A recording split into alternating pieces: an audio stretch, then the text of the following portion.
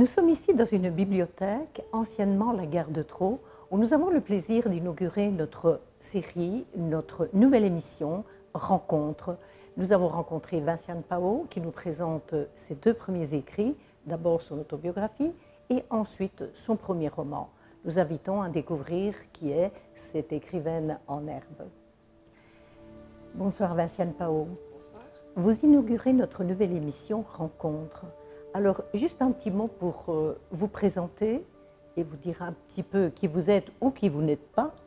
Vinciane, vous n'êtes ni riche, ni célèbre, ni people, et pourtant, vous avez écrit votre autobiographie et déjà un premier roman. Dites-nous, Vinciane, l'écriture, c'est un peu une forme de thérapie pour vous? Dans le cadre de l'autobiographie, oui, tout à fait. Ça m'a fait du bien et ça m'a vraiment servi de thérapie et j'espère que ça pourra aider d'autres personnes. Dans le cadre du roman, c'est le pur plaisir.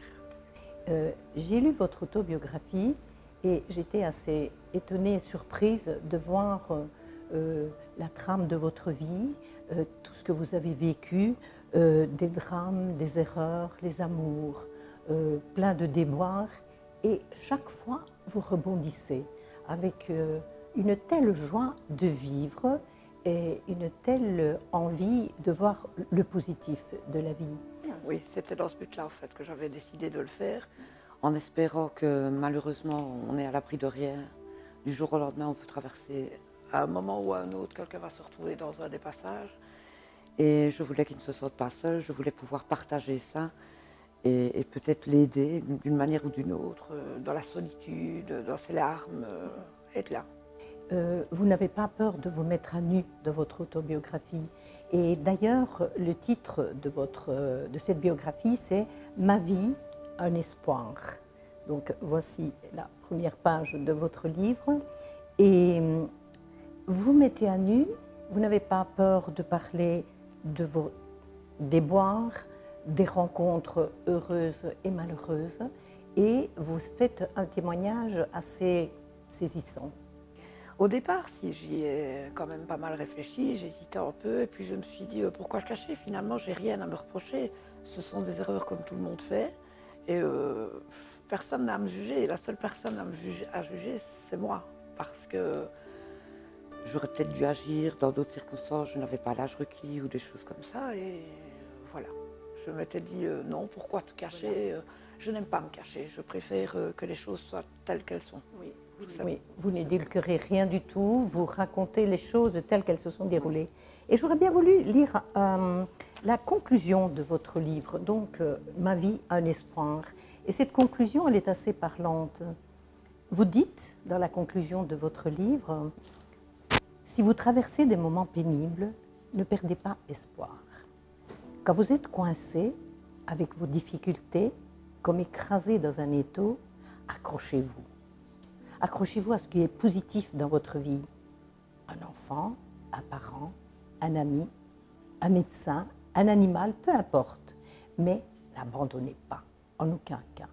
Vous ressortirez plus fort et plus fier de votre parcours. Il y a toujours une issue. Et vous avez l'art de toujours voir le petit point positif. C'est ma force. Plutôt que la montagne du Voilà. négatif. C'est super. Et vous dites encore, je voulais vous faire connaître mon histoire, pas pour obtenir de la pitié, mais pour apporter un peu de courage à ceux qui en auraient besoin. Voilà. Oui, parce que tout le monde n'a pas la chance d'avoir ou des enfants ou une famille. Donc ces personnes-là se raccrochent souvent à leur médecin ou leur animal domestique. Et au bout d'un moment, on se dit toujours, je ne vais jamais y arriver. On a envie de tout laisser tomber, mais non, la vie est trop belle. Même la petite chose, il faut s'accrocher à ça. Le problème des gens, c'est qu'ils ne font plus attention aux petites choses qui l'entourent. C'est habituel pour eux. Mais moi, je suis attentive à ces petites choses et je demande aux gens de les regarder, de prendre le temps de les regarder et ça va aller mieux. Voilà. Donc nous conseillons Ma vie, un espoir, un beau message d'amour et d'espoir. Oui, vous voulez ajouter quelque chose? Parce que vous n'êtes pas encore au courant, je suis actuellement, ça va prendre du temps, en train d'écrire la suite de Ma vie, un espoir, suite et fin. Ah, donc il y a une suite à cette autobiographie. Je ne sais pas combien de temps ça prendra, tout le temps de l'inspiration, du travail, mais il y aura une suite à faire qui apparemment est fort demandée, donc c'est pour eux. Eh bien, voilà la suite de l'espoir pour vos lecteurs.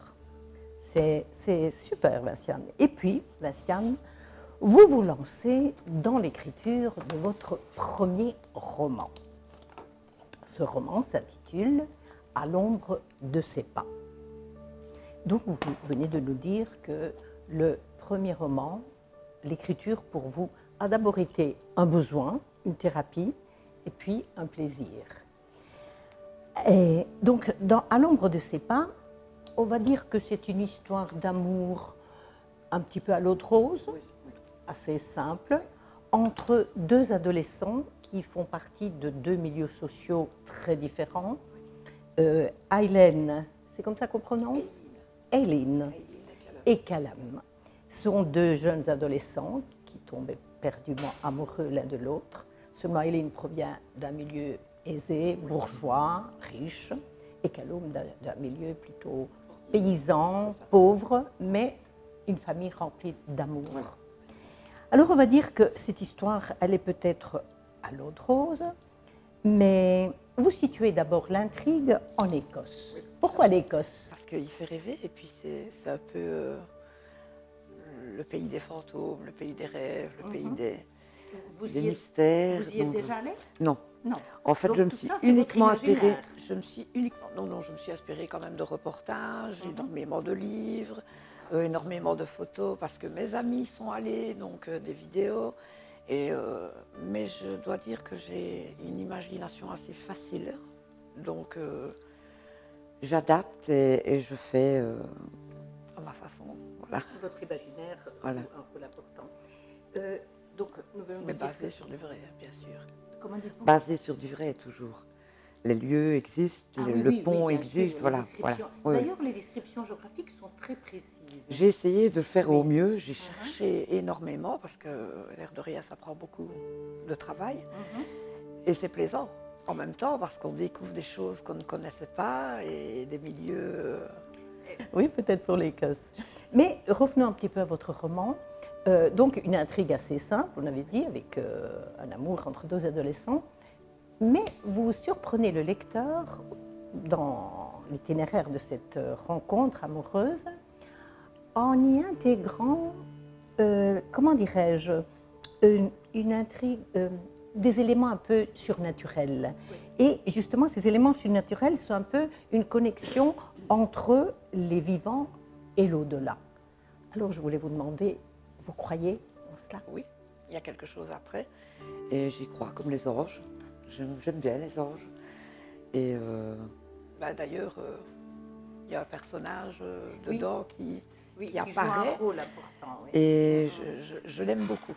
Je dois dire que je l'aime beaucoup parce qu'au départ, je l'ai créé sans vraiment savoir. Donc, comme je crée tous mes personnages, enfin, dans le cas du roman, je lui fais une petite fiche. Je lui fais d'abord son caractère, son physique, et puis sa famille, les bons côtés, les mauvais côtés. Et je ne sais pas pourquoi, en le créant, j'avais déjà une idée spécifique du rôle qu'il allait avoir. Mais il m'a surpris lui-même parce que j'ai l'impression que ce personnage-là m'a totalement envoûtée. Et là, l'esprit est parti complètement galopant. Et sans dévoiler la fin, bien sûr, parce qu'il y a des rebondissements dans votre roman. C'est pas seulement une ligne toute droite. Cet amour va être plus fort que tout. Ils vont vaincre les obstacles, les préjugés, les familles. Et tout ce qui les sépare. Et cependant, donc, cette intervention, comment est-ce qu'on pourrait l'appeler? Intervention divine, surnaturelle, une force de l'esprit? Je ne peux pas dire divine parce qu'il n'est pas un ange comme on pourrait l'imaginer. Voilà. Moi, je voulais qu'il ait justement les deux facettes. C'est-à-dire qu'il pouvait être mi-ange, mi-démon, si vous voulez. C'est un peu un mélange de ça dans son caractère. Un peu comme les humains, quoi. On n'est jamais totalement mauvais. Exactement, mais sauf que je voulais un peu de fantastique parce que comme je suis une rêveuse, je voulais un peu apporter du rêve aussi dans l'histoire parce que je suis fort terre à terre et je suis fort rêveuse. Donc voilà, c'était le but pour moi de le faire dans ce sens-là. Et donc, à l'ombre de ses pas, qui va paraître, il n'est pas encore en librairie, je crois. Non, en fait. Où peut-on se le procurer? Je fais le lancement le 10 et le 11 février au Carrefour Market d'ici de ma commune, à Traux. Et de 14h à 18h pour le samedi et de 9h à 13h pour le dimanche. Là, je pourrais dédicacer, je fais les dédicaces sur place, je le vends. Et alors, à partir de là, dès le lendemain, il fera partie dans 12 commerces. En fait, il fait partie du Carrefour Market de Traux, la librairie Le Jeune qui est sur la Grande Rue de Traux également. Toutes les bonnes librairies. La librairie Anne et son veau, voilà. Mais je n'ai pas que des librairies. J'ai 3 stations-service aussi. J'en ai une à Chaudfontaine, une à Beaufailly et l'Octaplus à Sprimont. Alors j'ai des libraires comme Hambourg, Fléron, Pépinster également, Traux, Chaudfontaine. Et voilà, je m'étais dit qu'on allait faire un petit périmètre un peu plus large que le premier que j'avais précieusement essayé de garder sur Traux, mais qui finalement s'est quand même un peu évadé. Donc, on peut se procurer vos 2 livres dans ces différents endroits que vous venez de citer. Et je pense que vous nous annoncez également, il y aura une suite à cette vie pleine d'espoir et une suite à ce roman plein de tendresse et d'amour. Tout à fait. En fait, je garde exactement les mêmes personnages parce que je les aime bien. Mais par contre, les héros de l'histoire ne seront pas forcément les mêmes. Maintenant, je vous laisserai la surprise à ce moment-là. Et j'espère avoir tout autant de rebondissements parce que je n'aime pas Les histoires lisses. Exactement. Voilà. Les lecteurs auront le plaisir de trouver votre premier roman puisque vous participez à la foire du livre de Traux. La foire du livre se déroule le 22 avril, dès le matin pour ceux qui veulent lire, enfin vendre leurs livres, brocante. Et puis alors l'après-midi, nous avons l'espace écrivain. L'année passée, nous étions quand même 7 écrivains. Et alors on est là pour faire vraiment la journée dédicace. Donc soit que les gens peuvent se procurer le livre sur place, ou soit alors ils viennent avec le leur et on leur fait leur petite dédicace tout simplement. Nous attendons la suite, Vinciane. Nous espérons vous retrouver bientôt avec votre imaginaire et la suite de votre roman. Merci beaucoup. Merci. Un écrivain me disait « Il n'y a pas des choix, il y a des rencontres ». Dans ma nouvelle émission qui s'intitule « Les rencontres d'M.J. Cara », j'invite des écrivains, des artistes, des comédiens, des metteurs en scène. En un mot, le lien, c'est l'art. Si vous voulez vous faire connaître, contactez TV Wallonie.